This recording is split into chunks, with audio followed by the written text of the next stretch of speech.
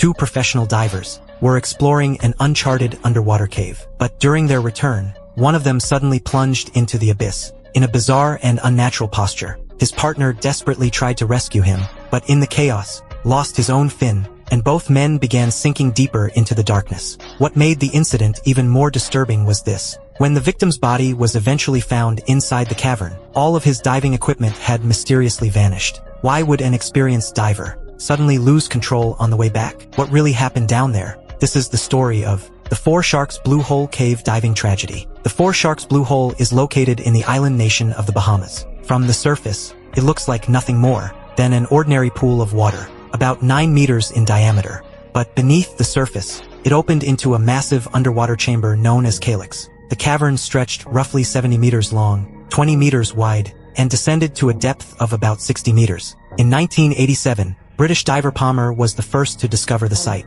Its crystal-clear water and enormous cave system quickly caught the attention of a German television crew. They decided to film a documentary about the Blue Hole, and invited Palmer to serve as the technical leader. But shortly before filming began, Palmer was killed in a diving accident in the Red Sea. In the end, his close friend Parker took over the mission, and led a 4-man team to the Four Sharks Blue Hole. Like Palmer, Parker was a highly experienced professional diver. His longtime dive partner, Malone, was equally skilled. The two had worked together for years, and trusted each other completely underwater. During the documentary shoot, they spent every day navigating through the Calyx chamber. The cave had clear guidelines, stable currents, and sunlight that could penetrate deep into the cavern. For divers of their experience level, the assignment felt almost too easy, almost boring, until the day before filming ended. At the far end of the main chamber, Parker discovered a narrow crack in the rock wall. The fissure was extremely tight, less than a meter wide, but what caught his attention even more was the faint tidal current flowing from deep inside the crack.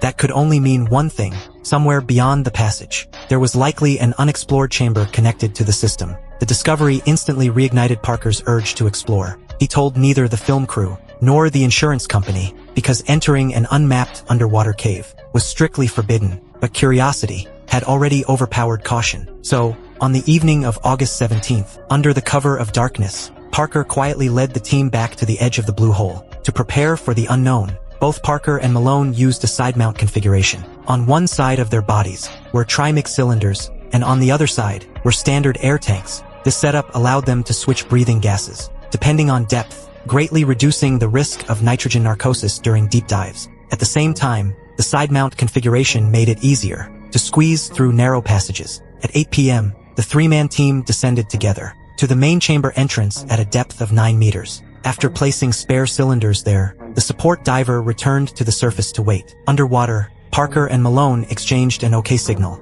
and swam toward the crack. The familiar guideline led them back to the fissure. Staring into the endless darkness ahead, both men felt their excitement growing stronger. At the entrance, Malone secured a new guideline. Then the two divers, one behind the other, squeezed into the narrow crack. After struggling through the rocky passage for more than 10 meters, the space in front of them suddenly opened up. Their flashlight beams couldn't even reach the end of the chamber. Just as Parker had suspected, this was an unexplored underwater world that no one had ever seen before, and it was far larger than the main Calyx chamber. Parker turned back toward Malone and saw the same shock in his eyes. Then Parker pointed downward, into the black abyss below. Malone immediately understood. The two continued descending along the cave wall, determined to see how deep the chamber really went. 30 meters, 60 meters, 80 meters. During the descent, they switched to trimix as planned. But even as the depth gauges kept climbing, the cavern still showed no bottom. The discovery left both men stunned. By then, their scheduled ascent time had arrived. Reason finally overcame curiosity,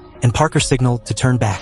One behind the other, they began ascending. But during the ascent, everything suddenly went wrong. Malone's regulator abruptly emitted a strange sound. The resistance while breathing instantly increased, forcing him to switch to his standard air cylinder. The unexpected malfunction caused him to fall behind Parker. He kicked harder, trying to catch up, but when Malone reached a depth of 55 meters, he saw something horrifying. Parker was slowly sinking downward, in a bizarre posture, like an unconscious corpse, being dragged into the abyss by some invisible force. Malone didn't have time to think. Instinctively, he surged toward Parker. Just before Parker disappeared into the darkness, Malone grabbed him tightly, but the downward momentum pulled both men even deeper, until they finally slowed near 70 meters underwater. Malone desperately inflated his buoyancy vest, then dragged the unconscious Parker toward the guideline with all his strength. In the chaos, Malone accidentally lost both of his fins. Fortunately, Parker slowly began regaining consciousness. He instinctively started kicking his legs, helping Malone pull them forward. The two men struggled their way back to the entrance of the passage. But by then, the two emergencies had nearly emptied Malone's cylinders. After turning back and confirming Parker was following behind him, Malone made the decision to leave first and squeezed into the crack.